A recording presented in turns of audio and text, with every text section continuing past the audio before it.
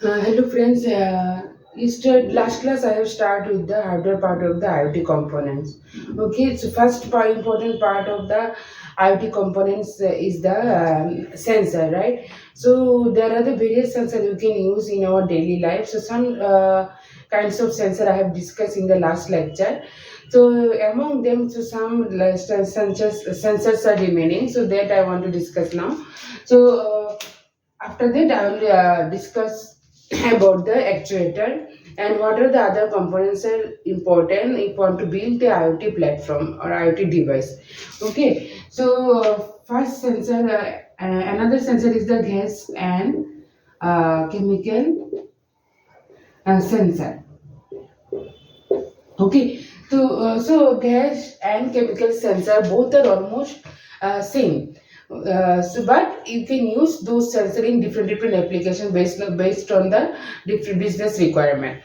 Gas sensor mainly used for environment monitoring.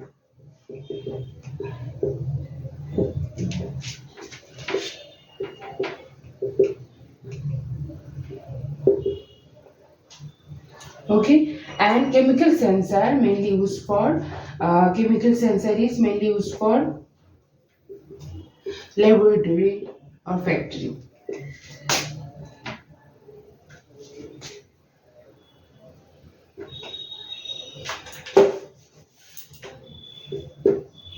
11 factory. This is for safety. It should be ensured that so if there's some worker are working in the factory, so for that purpose, chemical sensor is mainly used. Gas sensor, suppose in environment, if you want to detect the carbon dioxide, carbon monoxide, or any kind of the toxic or hazardous gas, so for detecting those kind of the gas, you can use the gas sensor. You can also use gas sensor in your home for detecting the carbon monoxide or carbon dioxide. If you so air quality index can be detected by those gas sensor. If you increase, if the air quality index increase from the threshold point, so for that the notification will be generated from the building manager or so any authorities, so that any necessary action can be taken. And for the chemical sensor, it is mainly used for the factory. If any kind of the toxic chemicals are used in the or from the different equipment, if any kind of the toxic chemical is leaked, so for that also you can use the chemical sensor. From the chemical sensor, so whether the factory is safe or not, this kind of the notification can be generated from the chemical sensor. And apart from that, one more sensor you can use.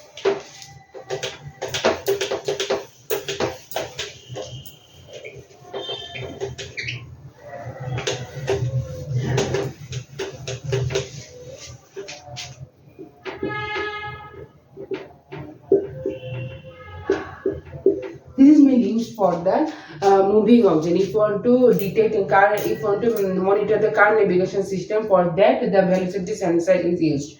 So velocity can be sensed by the velocity of the moving object can be sensed by the velocity sensor, and it can also monitor the speed and the axial rotation for any kind of the moving object. So for what is the application you can use in the car navigation system. Now come to the actuator. Actuator is the opposite phenomena of the sensor. Uh,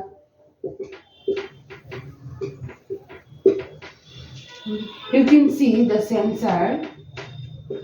Here you are giving input. This input is the physical signal you are giving in the sensor, and you are getting any kind of the electrical signal.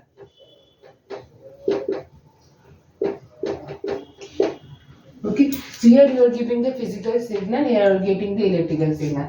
Okay, again the same physical signal you want to get from the system, so the modify electrical signal. Okay, so this will be the modify electrical signal that will be entering into the actuator based on some requirement. This electrical signal again it will be converted into the physical signal. Okay, so this physical signal should be interact with the physical world. So here this physical signal is coming from the physical world. Okay, again for computer understanding or for processor, you need some electrical signal or modify electrical signal. So this modified electrical signal again it will be transferred into the physical signal. Okay, so which can interact with the physical world or human or user. Right, so this is the opposite. Actuator is the opposite phenomena of the sensor. So similar to sensor, mainly the actuator can be divided into two parts. One is the analog sensor, another is the analog actuator, another is the digital actuator. So analog actuator and digital actuator. Here in case of the analog, suppose dimming of LED light,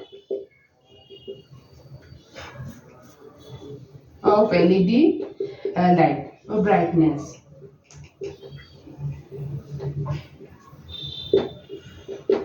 Brightness of LED. So here in case of you are giving the multiple inputs. Okay, so analog means the multiple number of the information. That is the analog. Digital means only few samples are collecting from the analog information. Okay, so for case of the analog actuators, so input should be analog in nature. Okay, and output also should be analog in nature.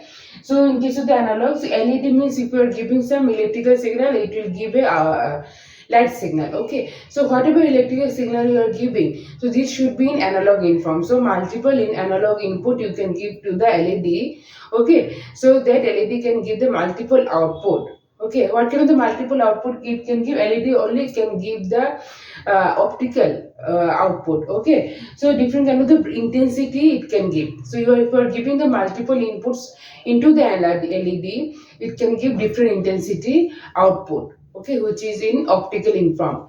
Right, so brightness, suppose if we are giving the analog voltage 0 to 225, so 255, this range voltage, analog voltage you can give to the LED. So according to 0 to 225, so different intensity light can be generated from the LED. Okay, 0 means so there is no light. 250 means the brightness is maximum for case of the 255. Okay, so in between suppose 125.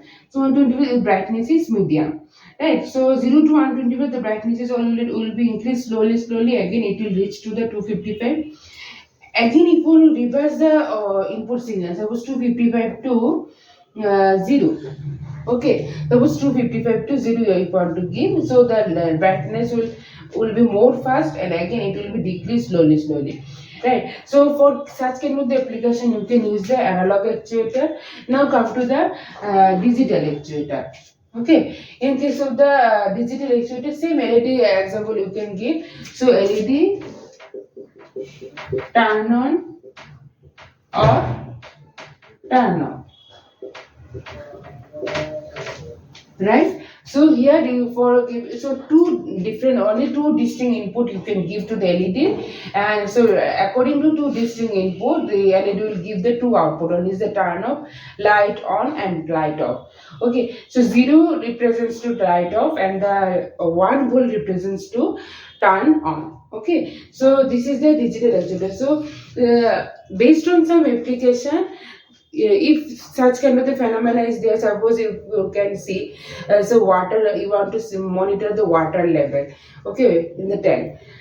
If the water level is low, okay, from some desired level, so then the LED should be turned off. So we can give some action, so that this LED should be turned on off. If the water level is more or if reached to maximum level, so then the LED should be turned on.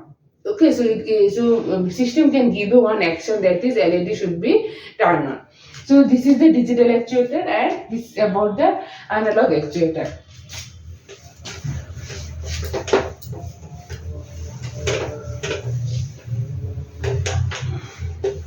Under the analog actuator, you can give a lots of examples of hydraulic actuator. Hydraulic actuator. thermal actuator,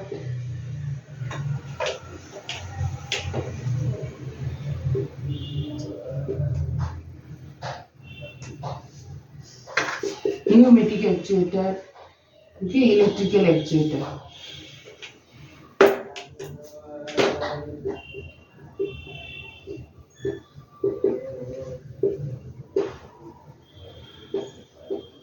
Here, in case of the hydraulic actuator, so some hydraulic power should be give as the input to the actuator, and this hydraulic power that will be transferred into the hydraulic force in kind of the any kind of the infrastructure or industry. You need a hydraulic you need a huge amount of the force. So for that, the hydraulic actuator you can give. So some cylindrical or the liquid motor is used for generating the hydraulic power. This hydraulic power will transfer into the motion. Okay, it may be linear motion, rotary motion, or auxiliary motion. Okay, this kind of the motion will produce the higher amount of the hydraulic force, which is mainly required for industry or any kind of the infrastructure. Next is the thermal. So here is hydraulic power to the different motion. Okay, this motion will produce the force in case of the hydraulic actuator and thermal actuator. So the thermal actuator, here you are giving the thermal signal for producing any kind of the action, okay, or motion, right? So what kind of the thermal signal you are giving? So temperature sensitive material should be used for case of the thermal actuator. So such kind of the material should be required which can sense, okay, which can respond by changing the temperature. So the material can respond. That means the material will change. Material will respond by changing the temperature. So this material will produce some action or motion. Okay, linear motion. The material will produce some linear motion by changing the temperature. Right? So suppose the material boiling point, melting point is increased, material stress is increased. So this thing can be increased by changing the temperature. So this, which in turn will produce the linear motion. Okay, so this is the thermal actuator.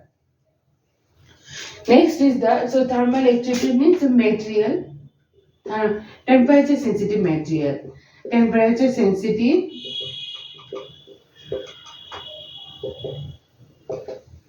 material is used. Okay, which will give the linear motion.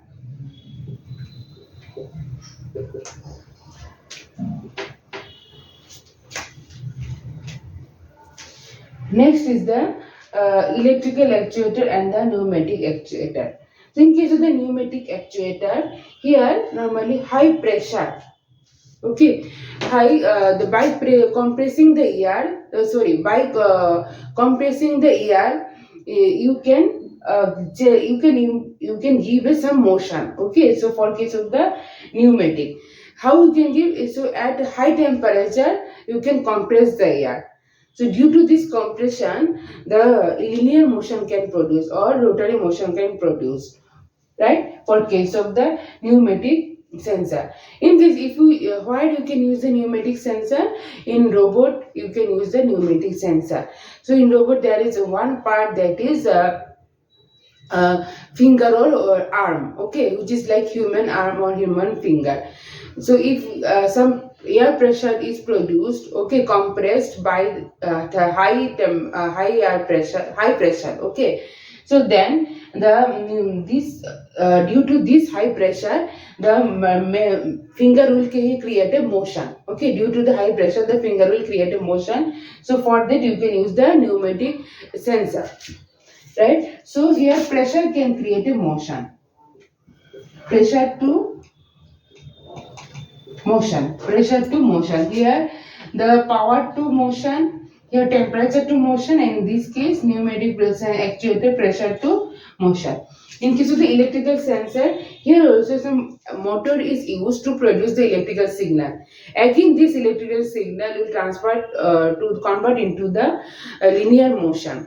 Right. So here solenoid based electrical bell is one of the example of the electrical actuator. So here by name you can understand that electrical actuator means the electrical signal will be converted into the mechanical torque. Okay, electrical signal will be transferred into the mechanical torque by using some kind of the motion or motor.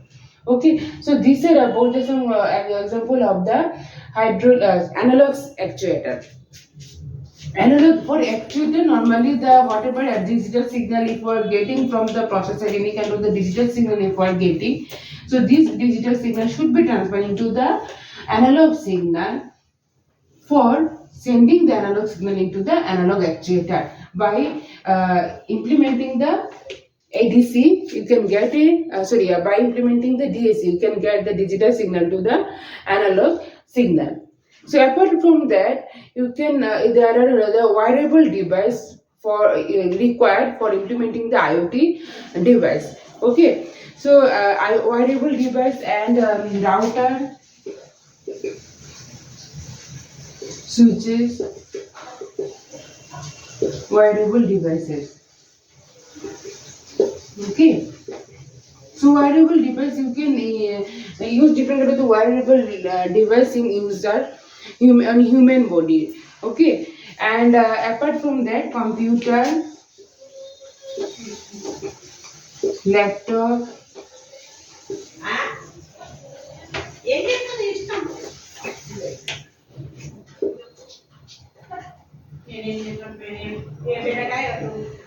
tablet used for the these are the other hardware part of the IoT device. Okay, so router means for connectivity. So we want to create a mesh network. Router is required. Switches means so if want to connect the multiple sensors to the cloud. So switches are required. And wearable device, that means the application based. So in the last you can if you I have already discussed some component of the IoT platform IoT device. So for that the one application layer is required. In application layer you can use the wearable device. Okay, so for observing the or for visualizing the final IoT output. And computer, laptop, tablet, these are required for controlling everything. So tablet and the laptop and mobile phone, one is the mobile phone. So this tablet and the mobile phone, these are for remote functionality you can use. A computer and laptop, this is not for remote functionality. Right. So these are about the IoT components. Now in the next class onward, I'll start with the software component of the IoT. After that, I'll start with the implementation of the IoT device. So thank you. Please like, share, and subscribe my channel.